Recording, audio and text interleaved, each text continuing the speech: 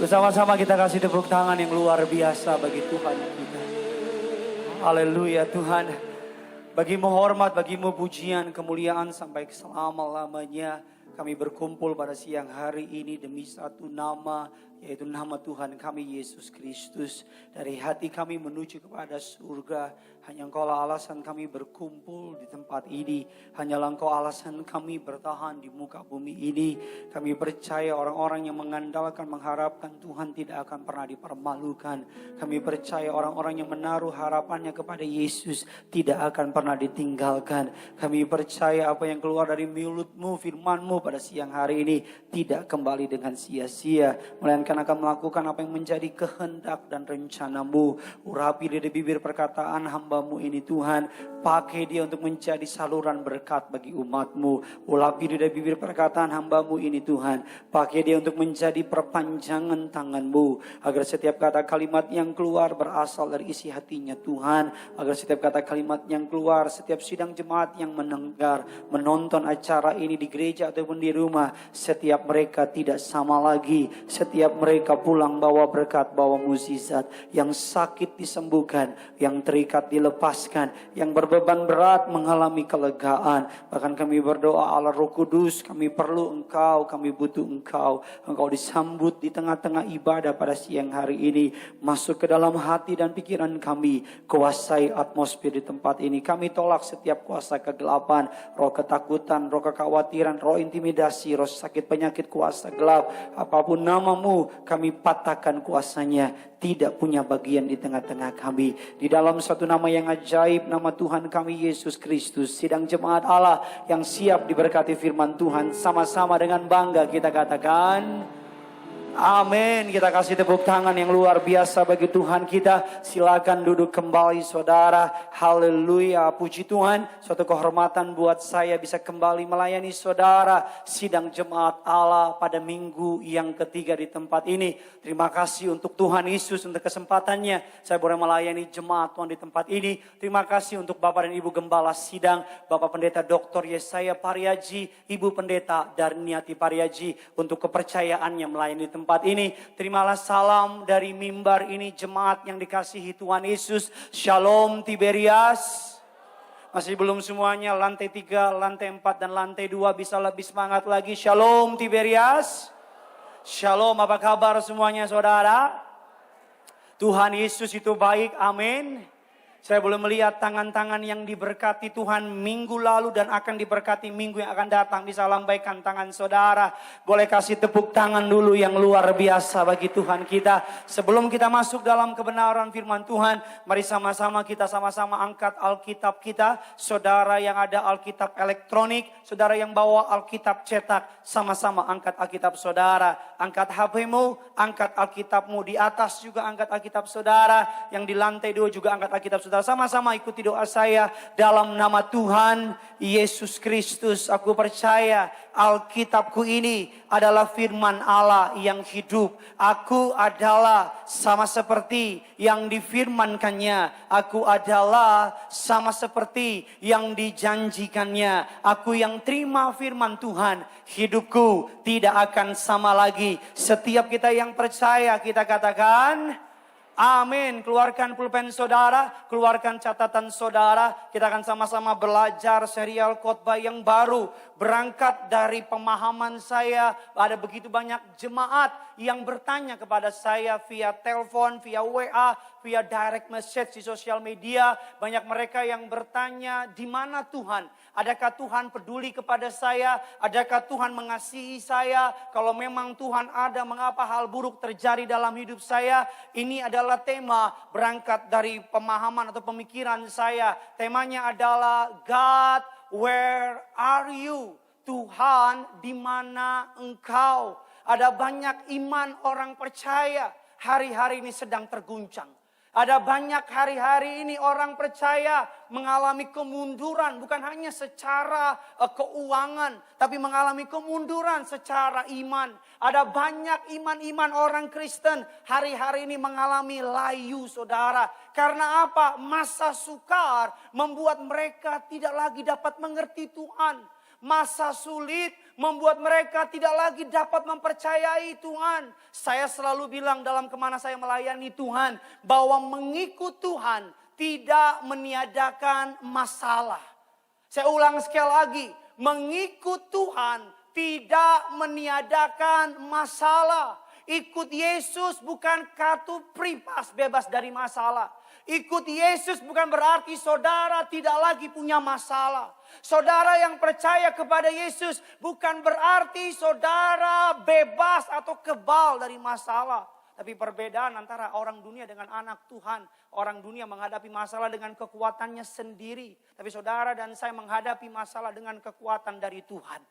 Dan orang yang menghadapi masalah dengan kekuatannya sendiri terkapar hari-hari ini. Tapi orang yang menghadapi masalah dengan kekuatan dari surga, kemenangan Tuhan Yesus sediakan. Yang percaya tepuk tangan dulu buat Tuhan kita saudara. Lebih keras lagi tepuk tanganmu. Sama-sama bilang sama saya, Tuhan yang mampukan.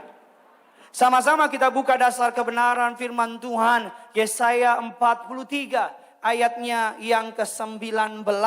Yang sudah di sana sama-sama dengan saya katakan, saya pasti diberkati. Sama-sama kita baca Yesaya 43 ayatnya yang ke-19. Sama-sama kita baca 3, 2, 1, iya.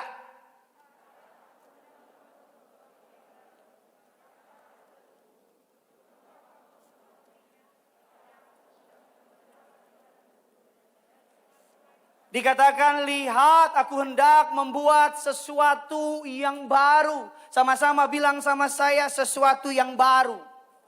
Sama-sama bilang sama saya, jalan di padang raya. Sungai-sungai di padang belantara.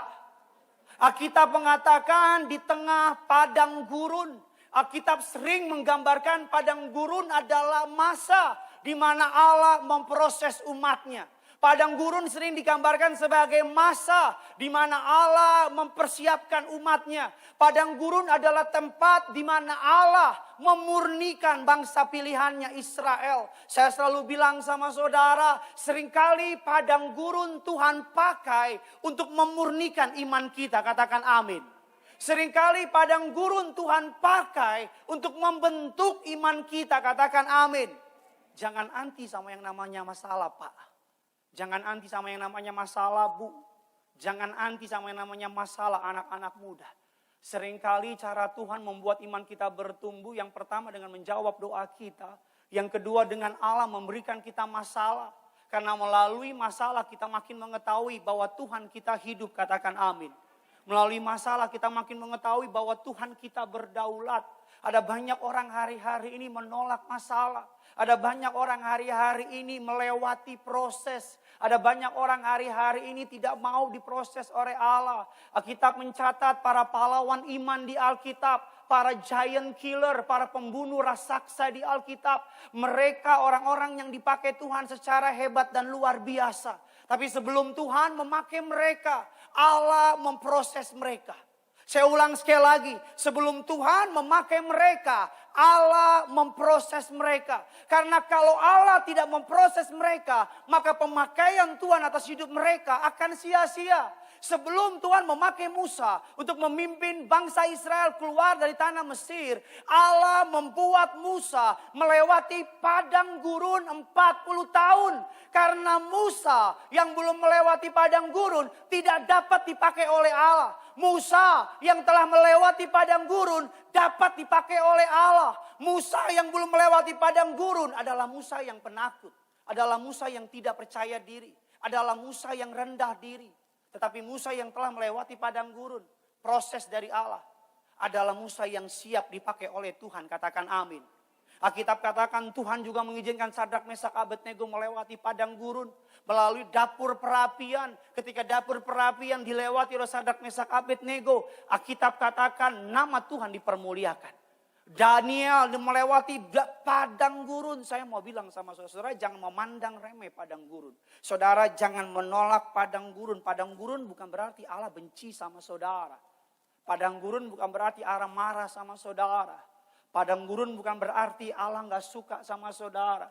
Kalau hari ini engkau melewati padang gurunmu, Engkau melewati masa prosesmu. Engkau melewati masa pemurnianmu. Dengar baik, bukan Allah marah sama saudara. Bukan Allah benci sama saudara. Bukan Allah gak suka sama saudara. Semata-mata Allah sedang mempersiapkan saudara. Amin. Allah sedang mempersiapkan saudara. Alkitab katakan saudara, Allah sedang mempersiapkan umatnya. Sama-sama bilang sama saya, Tuhan sedang persiapkan saya. Kita buka dasar kebenaran firman Tuhan. Sama-sama kita lihat kebenaran firman Tuhan. 1 Petrus 1 ayatnya yang ke-6 sampai dengan ayatnya yang ke-7. 1 Petrus 1 ayatnya yang ke-6 dan ke-7. Saya baca ayatnya yang ke-6, saudara baca ayatnya yang ke-7. Yang sudah di sana, sama-sama dengan saya katakan, saya pasti diberkati. Bergembiralah akan hal itu, sekalipun sekarang ini kamu seketika harus berduka cita oleh karena berbagai-bagai apa? Pencobaan. Sudut pandang anak Tuhan melihati pencobaan adalah kita katakan bergembira. Tuhan mengajak saudara dan saya mulai siang hari ini. Pulang dari tempat ini, engkau melihat masalah padang gurun dengan sudut lensa yang berbeda. Katakan amin.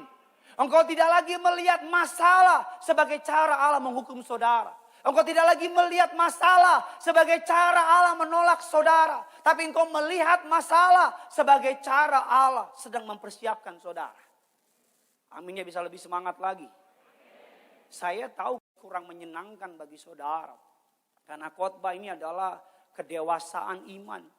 Karena khotbah ini membentuk iman kita. Saya tahu lebih enak dengar khotbah-khotbah yang menyenangkan telinga. Tapi sebagai hamba Tuhan, saya gak mau berhutang sama saudara. Tuhan yang panggil saya melayani, Tuhan yang saya layani, taruh firman ini di hati saya. Alkitab katakan untuk Tuhan pakai saudara, Tuhan mau proses saudara, katakan amin. Tuhan gak bisa pakai Bapak dan Ibu Pariyaji sebelum melewati proses padang gurun. Sebelum Tuhan panggil Bapak dan Ibu Pariyaji jadi gembala gereja Tiberias Indonesia, Tuhan mengizinkan Bapak dan Ibu Pariyaji melewati oil press, proses pemerasan, padang gurun. Pak Pariyaji divonis oleh dokter kanker otak, no hope, 6 bulan usia hidupnya.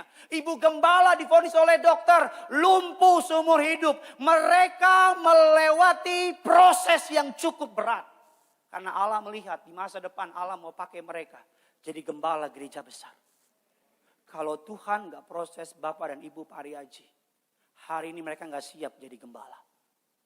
Tapi karena mereka melewati prosesnya, mereka setia dengan prosesnya, mereka tidak lari dari prosesnya. Hari ini mereka jadi gembala yang gak cari duit. Hari ini mereka jadi gembala yang gak pakai pelayan untuk keuntungan pribadi. Hari ini mereka jadi gembala yang siap untuk menggembalakan saudara dan saya. Katakan amin. Gideon Simanjuntak sebelum diri di tempat ini, Gideon Simanjuntak melewati prosesnya. Tuhan pakai saya melayani dari rumah sakit jiwa ke rumah sakit jiwa. Khotbah shalom. Saya khotbah kemana, orangnya mukanya kemana. Khotbah di rumah sakit, di LP Cipinang dan sebagainya. Dari orang yang dihukum seumur hidup, orang hukuman mati, sampai orang yang pencuri dan sebagainya. Ada bapak-bapak tinggi besar, Pak Pendeta. Apa Tuhan mengampuni dosa saya? Saya bilang, Tuhan ampuni dosa kamu. Tapi saya udah bunuh 5 orang. Hah? Saya begini. Saya dalam nama Yesus Tuhan ampuni. Walaupun saya nengok belakang karena saya gak yakin Tuhan ampuni apa enggak. Jangan lari dari proses Tuhan. Jangan lari dari padang gurun yang Tuhan mungkin sedang izinkan saudara lewati. Apa itu padang gurun? Saya pelajari yang pertama. Saya tahu saudara mungkin gak suka dengan tema khotbah ini. Tapi sabar, buka hatimu, rendahkan dirimu. Pulang dari tempat ini dengan anugerah Tuhan saya jamin engkau pulang diberkati. Kasih tepuk tangan dulu buat Tuhan kita saudara. Sama-sama kita baca padang gurun itu apa. Yang pertama kabar dari padang gurun. Di padang gurun tidak ada arah. Kalau saudara pergi ke tengah lautan, kiri, kanan, depan, belakang, atas, bawah. Saudara lihat cuman laut. Betul apa betul? Kalau saudara pergi ke padang gurun, saudara lihat kiri, kanan, depan, belakang, atas, bawah. Yang saudara lihat cuman apa? pasir, nggak ada lihat yang lain. Di padang gurun nggak ada yang namanya penanda jalan, belok kiri ke Petamburan. Yang tahu aja, yang nggak tahu lewatin aja. Nggak ada. Di padang gurun saudara melihat semuanya serba sama. Di padang gurun saudara melihat semuanya serba mirip. Akan datang dalam kehidupanmu, engkau nggak tahu mau decide apa. Engkau nggak tahu mau memutuskan apa. Engkau bingung mau melakukan apa. Satu-satunya yang bisa dapat kau andalkan bukan koneksimu, bukan uangmu, bukan hartamu, bukan kenalanmu. Satu-satunya yang bisa kau andalkan adalah Yesusmu. Amin saudara. Adalah Tuhanmu. Alkitab katakan akulah jalan kebenaran dan hidup. Tidak ada seorang pun dapat datang kepada Allah. Di padang gurun tidak ada arah Pak. Di padang gurun tidak ada arah Bu. Semuanya kelihatan sama. That's why kita butuh Yesus melewati padang gurun. Katakan amin. Karena dalam hidup ini semuanya kelihatan baik. Semuanya kelihatan sayang sama kita. Semuanya kelihatan tulus sama kita. Yang tahu benar-benar siapa yang sayang dan tepat buat kita hanya Tuhan. Makanya dalam melewati padang gurun kita perlu mengandalkan Tuhan. Yang kedua, ketika kita bicara mengenai padang gurun. Di padang gurun tidak ada jalan pintas. Suka nggak suka, mau nggak mau, siap nggak siap, ready nggak ready. Saudara dan saya akan Tuhan bawa melewati masa proses itu, katakan amin. Saudara boleh teriak, saudara bilang, Tuhan saya nggak kuat lagi. Saya nggak sanggup lagi, percepat proses ini. Tuhan bilang enggak. Saudara boleh lari dari proses Tuhan. Saudara lari ke tempat lain. Berapa tahun kemudian ketemu lagi sama proses itu. Saudara lari lagi ke tempat yang lain. Berapa tahun kemudian ketemu lagi proses itu. Saya bisa lari sampai Tiberias Center kalau saudara mau. Demi biar saudara memperhatikan saya. Tidak ada jalan pintas. Mau nggak mau, suka nggak suka, harus melewati proses itu. Katakan amin. Karena untuk menjadi besar, untuk dipakai oleh Tuhan, untuk siap dipakai oleh Tuhan. Saudara harus melewati yang namanya oil press. Masa pemurnian. Saudara tahu yang namanya binatang ulat? Oh puji Tuhan, gak ada yang tahu ya. Ulat adalah binatang yang menjijikan, disebut sebagai hama. Tapi ketika ulat mengalami proses yang namanya menjadi metamorfosis dari ulat jadi kepompong menjadi yang namanya kupu-kupu. Tadinya nggak ada yang mau sama ulat, sama seperti kita. Sebelum kita kenal Yesus nggak ada yang mau sama kita. Kita menjijikkan, kita nggak berguna, kita cenderung membuat rugi orang lain seperti ulat. Kerjaannya merugikan tumbuhan, makan tumbuhan jadi hama. Tapi ketika saudara diproses oleh Allah, jadi ulat, dari kepompong, dari menjijikkan, Tuhan proses saudara jadi indah seperti kupu-kupu. Katakan amin. Tapi di tengah-tengah dari ulat menjadi kupu-kupu, ada yang namanya bukan proses kepompong. Salah lagi saudara. Proses ulat menjadi kupu-kupu, di tengah-tengahnya apa? Proses. Kepompong. Kalau kepompongnya baru 1 hari, saudara robek kepompongnya. Padahal belum waktunya.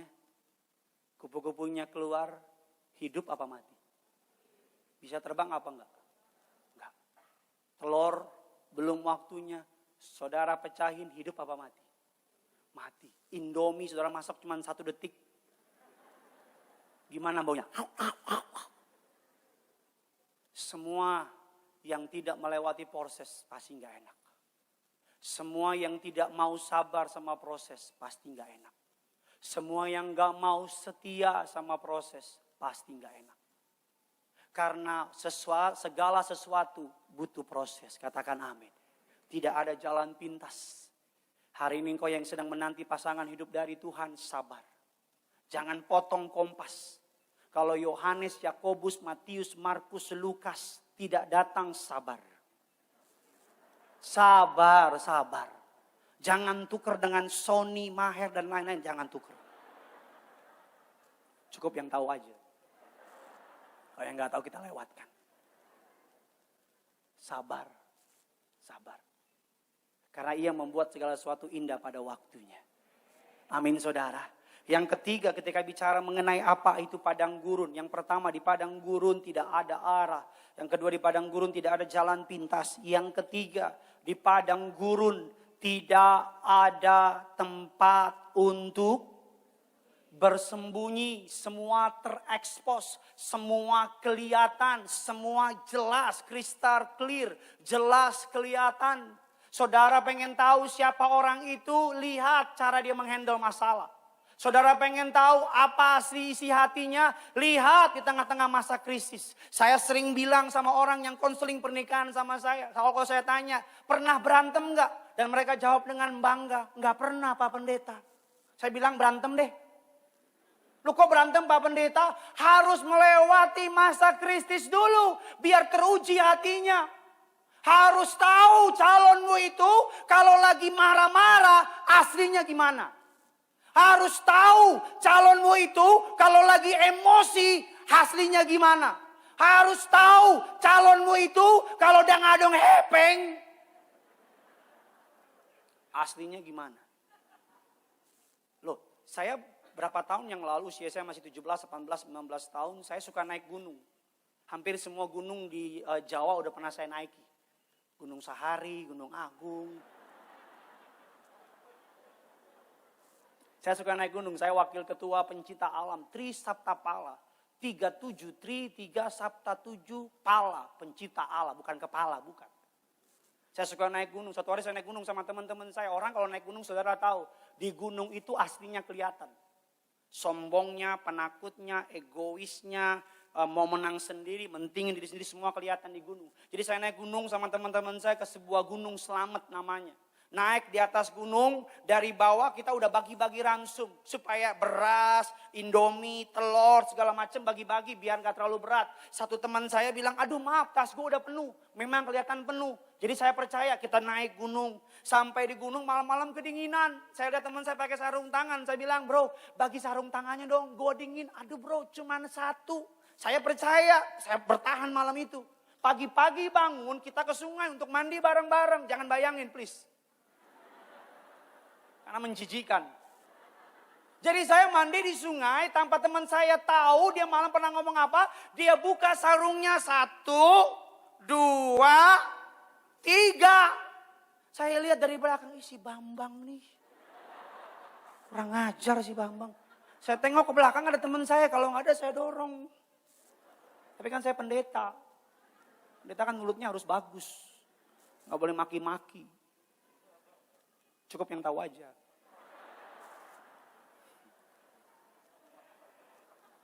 Saya mah seneng lihat kayak gitu sekarang. Karena pada prinsipnya hamba Tuhan hanya mencerminkan siapa Tuhannya. Amin. Jadi kalau ada hamba Tuhan, perkataan sama perbuatannya yang gak sesuai, saudara tahu dia hamba siapa. Saya cuma mau bilang hari demi hari Tuhan akan makin perlihatkan siapa Tuhan Yesus itu sebenarnya. Dia adalah Tuhan, dia adalah juru selamat yang layak untuk disembah. Saya lihat dia tangannya, sarung tangannya 3. Saya buka dia punya kopernya, dia punya tasnya. Ternyata cuma dibikin sedemikian rupa supaya kelihatan padat, isinya cuma baju doang. Setiap kali mau makan, giliran masak dia hilang, giliran makan dia muncul. Persis tukang parkir. Kita parkir dia nggak ada. Kita keluar tiba-tiba dia ada. Ya terus. Sampai kita bilang malaikat kalah sama lu.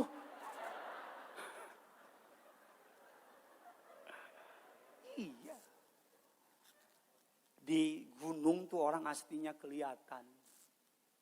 Di padang gurun nggak ada tempat sembunyi. Pengen tahu orang itu siapa? Lihat ketika dia lagi dalam tekanan. Kadang-kadang orang kalau lagi kaget, aslinya juga ketahuan. Kalau orangnya rohani kita kaget, firman Tuhan pada mulanya adalah firman bersama dengan Allah bersama ada.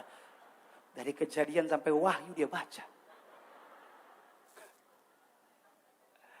Di padang gurun gak ada tempat sembunyi. Kenapa Tuhan izinkan kita melewati padang gurun? Saya gak bilang saudara doa minta masalah, enggak. Jangan keluar langsung kau cari-cari masalah gitu, bukan. Saudara pergi ke satu tempat yang lagi ramai. Jangan. Cukup yang tahu aja. Saya mau bilang sama saudara, jangan lalui padang gurun yang Tuhan siapkan untuk saudara lewati. Tapi laluilah padang gurun itu bersama dengan Tuhan. Amin saudara, jangan lari, jangan lewatin.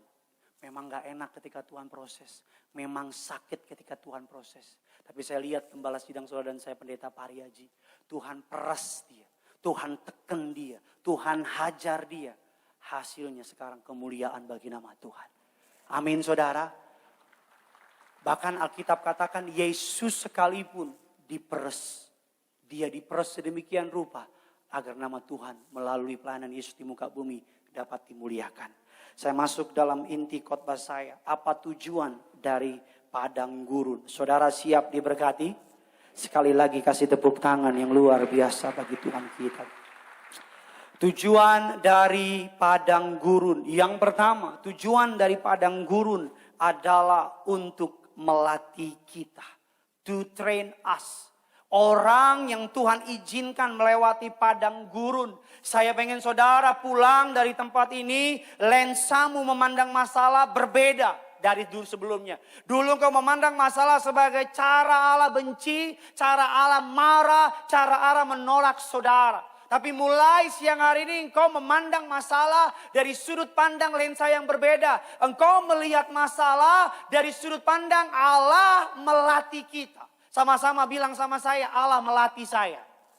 Alkitab katakan dalam kitab Amsal, sama-sama kita lihat Amsal 22 ayatnya yang ke-6.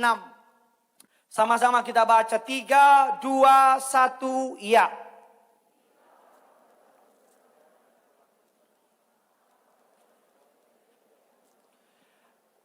Ibrani 12 ayat yang ke-10 dan ke-11. Saya baca ayat yang ke-10, saudara ke-11. Sebab mereka mendidik kita dalam waktu yang pendek sesuai dengan apa yang mereka anggap baik. Tetapi dia menghajar kita untuk kebaikan kita. Supaya kita beroleh bagian dalam kekudusannya. Ayat yang ke-11 sama-sama kita baca. Memang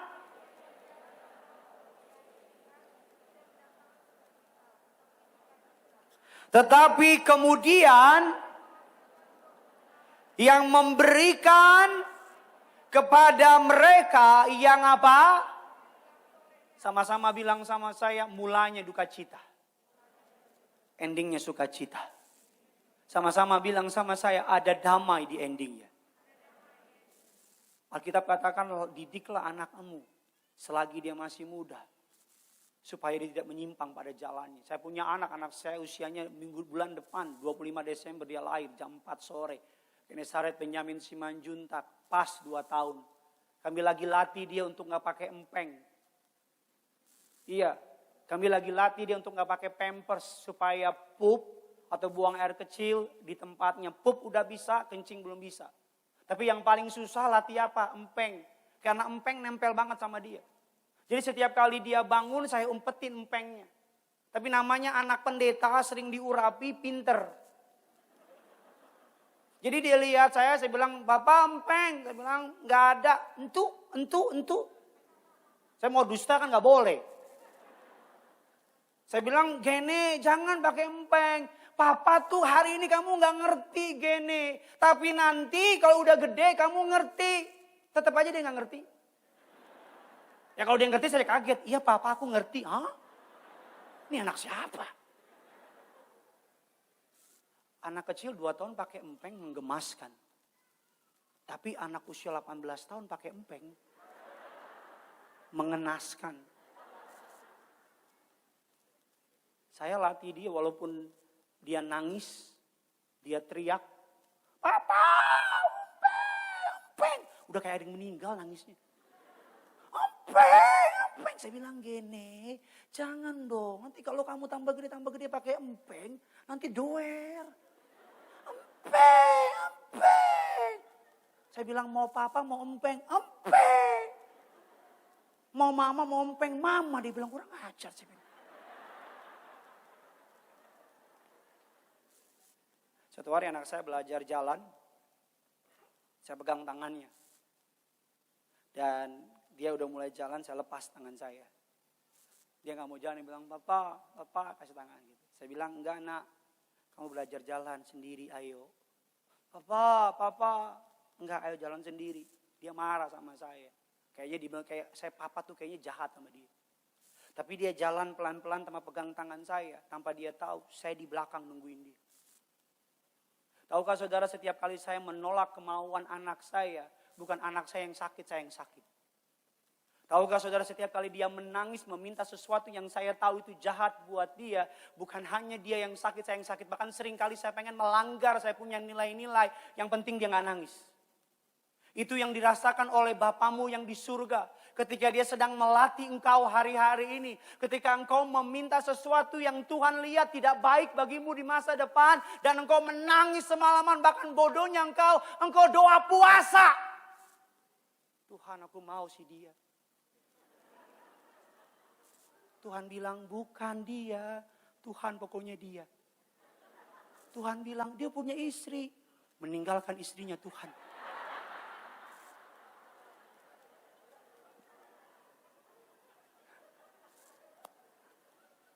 Tahukah saudara, saya menyampaikan khotbah ini juga berat buat saya.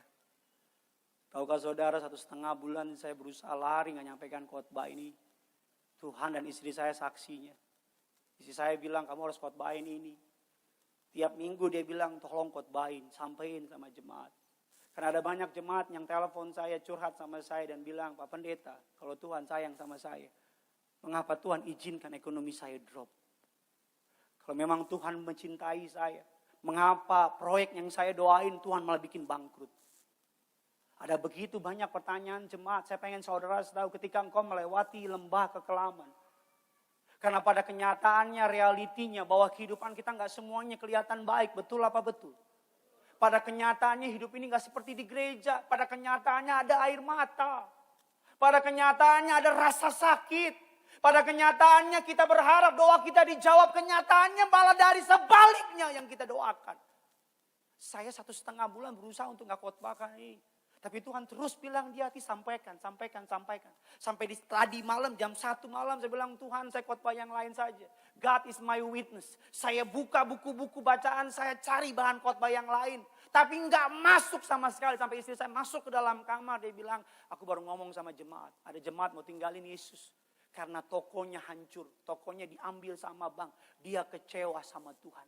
Tolong sayang, sampein sama jemaat. Jangan sampai ikut Tuhan. Cuman berdasarkan apa yang ia terima dan apa yang ia peroleh. Kadang-kadang Tuhan latih kita caranya gak enak.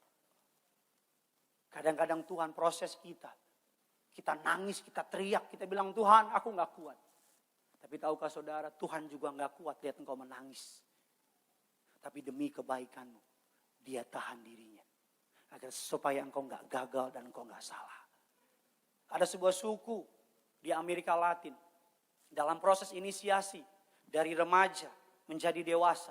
Setiap anak muda di suku ini harus diikat di sebuah pohon di hutan Amazon.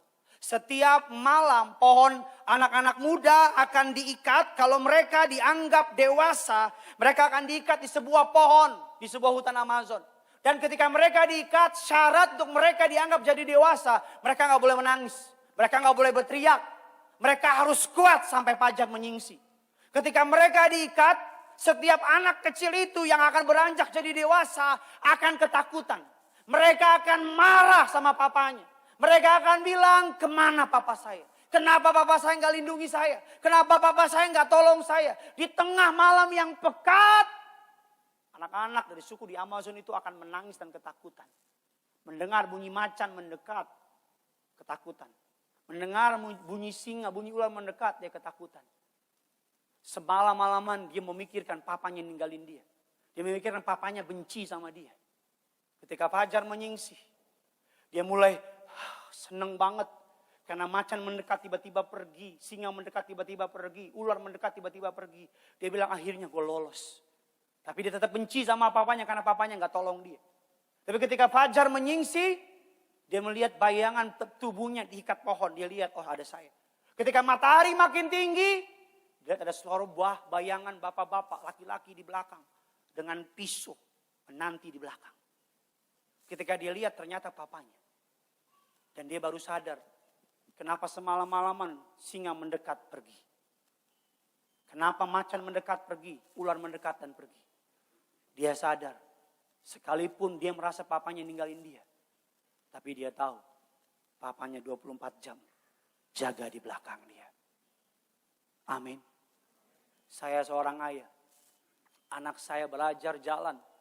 Saya tungguin di belakang. Saya lihat dia lari. Kebetulan rumah kami luasnya 2 kilometer.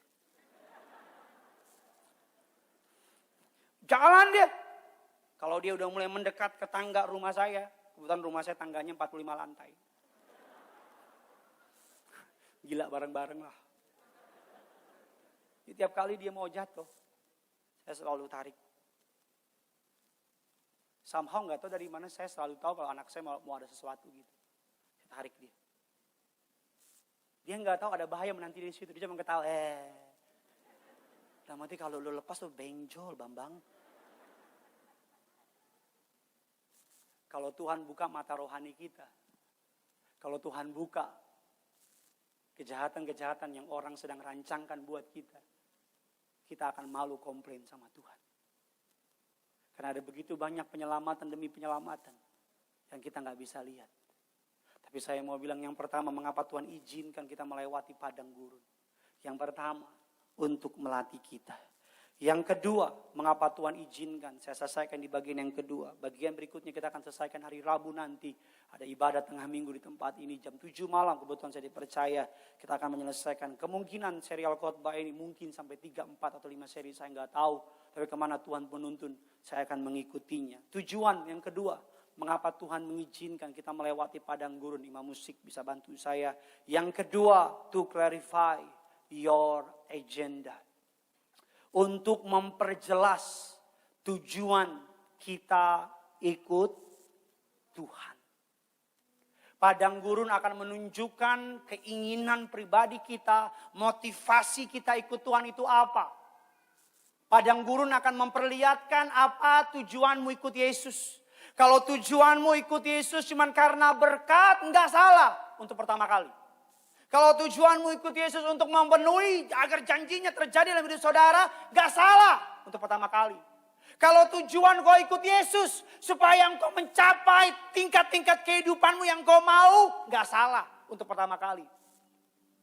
Tapi kalau engkau ikut Yesus, semakin kau lama ikut Yesus, berkat, janji, promosi udah gak penting lagi. Karena yang penting bagimu adalah Yesus itu sendiri. Amin. Kalau ada seorang pria dan wanita pacaran. Dan wanita itu selalu bilang sayang bagi duit dong dikasih. Sayang bagi uang dong dikasih. Sayang beli ini dikasih. Ketika sang cowok udah gak punya duit. Dan wanita bilang sayang bagi uang dong. Dan prianya bilang maaf aku gak punya duit lagi. Dan wanitanya bilang aku gak bisa lagi sama kamu. Aku pergi tinggalin kamu. Salahkah saya bilang wanita tersebut tidak mencintai cowok tersebut. Tapi mencintai dompet dari cowok tersebut. Shalom. Apa kabar kamu? Salahkah saya bilang wanita tersebut tidak mencintai cowok itu, tapi mencintai dompetnya? Salah nggak? Enggak. Kalau ada jemaat ikut Tuhan cuma karena berkatnya, tokonya rame, uangnya banyak, dan ketika tokonya sepi, berkatnya turun, ekonominya drop, dan dia nggak ke gereja lagi. Salahkah saya bilang dia hanya mencintai tangannya Tuhan, tidak mencintai Tuhan itu sendiri? Kalau ada orang melayani Tuhan selama tokonya ramai, ekonominya naik dan dia itu melayani Tuhan. Ketika tokonya turun, ekonominya nggak naik, dia berhenti melayani. Salahkah saya bilang dia melayani bukan Tuhan, tapi dia melayani selama Tuhan menjawab doa dia. Ikut Tuhan tidak semurahan itu, Pak. Ikut Tuhan tidak segampangan itu. Kalau engkau ikut Tuhan cuma karena berkatnya, apa bedanya engkau dengan yang lain? Hari ini padang gurun akan membuat kita berkata sama Tuhan, kau berkati gak berkati aku? Proyekku berhasil atau gak berhasil? Toko daganganku rame atau gak rame? Usahaku maju atau gak maju? Aku akan tetap datang ke Gading Nias jam 2 siang. Aku akan tetap menyembah engkau. aku akan tetap memuji Engkau. Apapun resikonya, berapapun harganya. Sekali Yesus, selama-lamanya tetap Yesus. Amin. Satu ayat terakhir. Dalam Yosua. Lalu berhentilah mana itu.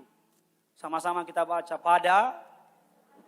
Setelah mereka jadi orang Israel tidak mana lagi, tetapi dalam tahun itu mereka makan yang dihasilkan tanah. Saya bisa lihat ke saya. Bertahun-tahun Allah memelihara bangsa Israel dengan kana, dengan mana, tiap hari. Gak pernah terlambat, gak pernah kekurangan, selalu fresh from the oven. Tiap hari, kasih mana. Tapi suatu hari Allah stop mana. Kenapa Allah stop mana? Karena mana mulai mengambil posisi Allah di bangsa Israel. Karena setiap pagi orang Israel bangun pagi, yang dia cari bukan Tuhan. Dia wake up in the morning, dia langsung cari mana. Dia bangun pagi, yang dia cari bukan kamsia sama Tuhan, langsung cari mana. Malam mau tidur, yang dipikirin bukan terima kasih sama Tuhan. Pagi-pagi mana bisa bicara tokomu, mana bisa bicara usahamu, mana bisa bicara keluargamu. Apapun yang menggantikan posisi Tuhan, itu ilah di hadapan Allah. Kenapa Tuhan stop mana? Karena mana mulai menggantikan posisi Allah. Kalau tokomu mulai menggantikan posisi Allah, Tuhan akan tutup tokomu. Kalau anakmu mulai menggantikan posisi Allah, Tuhan akan tutup. Jangan sampai mana, jangan sampai berkatnya mengambil posisi sumber berkat. Jangan sampai ciptaannya mengambil posisi Sang Pencipta. Amin. Saya pengen saudara jemaat yang dewasa. Saya nggak tahu ke depan ada apa. Tapi keadaan akan makin sulit kelihatannya. Tantangan akan makin banyak. Suhu politik makin meningkat. Sensitivitas negara ini makin meningkat. Saya nggak tahu. Tapi sebagai hamba Tuhan saya mau bilang sama saudara. Sekalipun keadaanmu berat. Keadaanmu sulit. Jangan pernah tinggalkan Yesusmu. Jangan pernah gantikan Yesusmu. Dengan apapun juga. Sama-sama bilang sama saya mencintai Yesus. Bukan berdasarkan berkatnya. Tapi berdasarkan kasihnya. Saya mau setia. Ikut Yesus. Sekali Yesus. Lebih semangat lagi, sekali Yesus. Selama-lamanya. Tetap Yesus. Kasih tepuk tangan yang luar biasa bagi Tuhan kita. Sama-sama kita bangkit berdiri, kita datang sama Tuhan. Kami mau mengiringmu Tuhan. Seumur hidup kami. Kau datang dengan suami, dengan istrimu, pegang tangan. Kau datang sendiri, taruh tangan kirimu di dada. Angkat tangan kananmu di hadapan Tuhan. Tundukkan kepalamu, datang sama Tuhan. Engkau yang mempertanyakan Tuhan, di mana Tuhan? Engkau yang meragukan kuasa dan kasih-Nya. Hari datang sama Tuhan. Sama-sama kita angkat lagu ini. Tetap angkat kedua tanganmu biar masing-masing datang sama Tuhan. Ikut Tuhan tidak meniadakan masalah. Ikut Yesus tidak membuat engkau kebal dari masalah. Bahkan seringkali ketika kita memutuskan bertobat, masalah silih berganti datang. Bahkan seringkali ketika kita meninggalkan dosa kita, justru kelihatannya tantangan makin banyak. Tapi sebagai hamba Tuhan saya mau bilang sama saudara, padang gurun yang Tuhan izinkan kita lewati bukan untuk menghukum kita. Bukan untuk membenci kita, bukan untuk membuat kita mengalami kebinasaan. Tapi Tuhan izinkan kita melewati padang gurun untuk mempersiapkan kita. Bangsa Israel harus melewati padang gurun sebelum masuk ke tanah perjanjian. Musa harus melewati padang gurun sebelum Tuhan memakai dia dengan heran dan gagah perkasa. Para tokoh-tokoh di Alkitab harus melewati masa proses yang Tuhan siapkan. Bukan untuk menyakiti engkau, bukan untuk menghancurkan engkau, tapi untuk mempersiapkan engkau. Hari ini kalau ini doamu, taruh tangan kirimu di dada, angkat tangan kananmu dan mulai ngomong sama Tuhan, ampuni aku kalau aku marah ketika Tuhan proses aku. Hari ini bilang sama Tuhan, maafkan aku kalau aku komplain ketika Tuhan sedang memproses kehidupan aku. Hari ini engkau yang lari dari proses Tuhan, bilang Tuhan aku gak mau lari. Karena aku tahu lewat lembah kekelaman gada dan tongkatmu itu yang menghibur aku. Engkau yang hari ini sedang melewati masa-masa kelam, lembah-lembah yang sunyi, tempat-tempat yang mengerikan. Angkat tanganmu dan bilang, aku cakap menanggung segala perkala bersama dengan Yesus yang memberikan kekuatan kepadaku. Hari ini aku tahu Dia akan memurnikan aku. Dia akan membentuk aku. Aku adalah bencana, Engkau adalah penjunan. Bentuklah aku seturut dengan rencanamu. Proseslah aku seturut dengan kemauanmu. Aku tunduk padamu Tuhan. Aku berserah pada rencanamu Tuhan. Jadilah padaku seturut yang kau mau. Jadilah padaku seturut yang kau rencanakan. Hamba menyerahkan tangan-tangan yang terangkat. Lantai 4, lantai 3, lantai 2 sekalipun. Setiap mereka hari ini yang berlinang air mata karena mereka enggak ngerti mengapa mereka harus melewati ini semua. Kekuatan darimu mengalir. Setiap mereka yang hari ini harus melewati lembah-lembah bayang-bayang maut. Dan mereka hari ini mulai ingin menyerah. Pemeliharaanmu mengalir. Hamba berdoa dalam nama Bapa, Putra dan Roh Kudus. Biar didapati kami setia. Sampai mati. Mengiring Yesus. Sampai selama-lamanya. Dalam nama Bapa, Putra dan Roh Kudus. Dalam nama Tuhan Yesus. Kami bawa korban ucapan syukur kami kepada-Mu. Dalam nama Tuhan Yesus, sama-sama kita katakan. Kita kasih tepuk tangan yang luar biasa ya bagi Tuhan kita. Silakan duduk kembali, selamat memberi. Tuhan Yesus memberkati.